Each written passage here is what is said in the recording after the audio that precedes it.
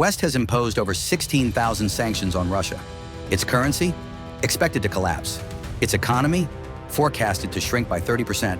But it didn't. So, what are we all missing?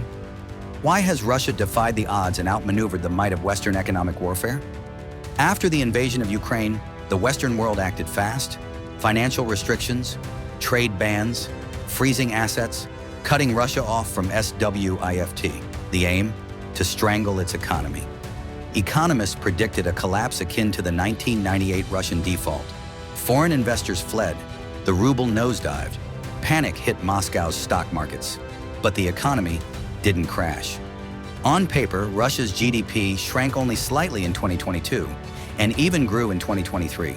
The ruble bounced back. But here's the catch. This wasn't resilience. It was a carefully maintained illusion, a patchwork of emergency controls, aggressive state spending, and manipulated metrics. Nearly a third of Russia's federal budget now flows into defense. Weapons, ammunition, salaries for over 350,000 troops in Ukraine. Tank production has tripled. Missile factories work around the clock.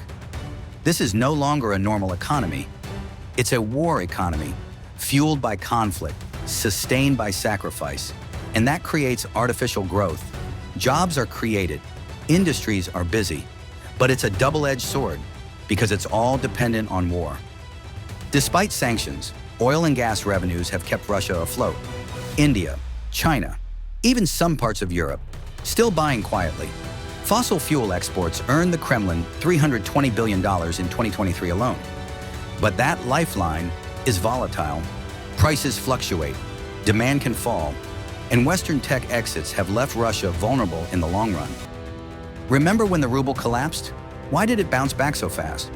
Russia forced gas buyers to pay in rubles. It imposed capital controls, hiked interest rates. The government manipulated the exchange rate to project strength. But the ruble isn't strong, it's propped up, fragile, artificially held together. Beyond numbers, everyday Russians are hurting.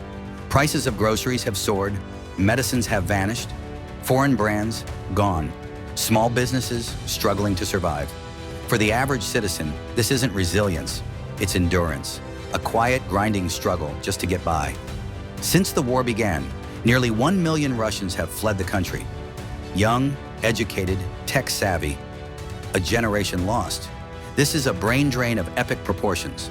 And with a rapidly aging population, Russia faces a ticking demographic time bomb. With access to global finance restricted, Russia's banking system is under pressure. The government is burning through its reserves to plug deficits. Meanwhile, businesses are forced to rely on outdated tech and workarounds. This isn't sustainable, and it's placing a serious strain on the country's financial core.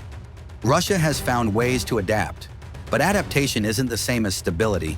It's a survival mode, not a victory lap.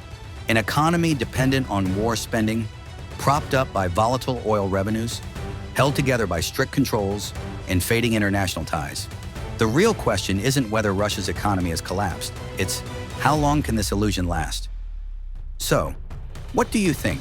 Is Russia outsmarting the West or just buying time? Are we underestimating their resilience or misunderstanding their desperation? Let us know in the comments.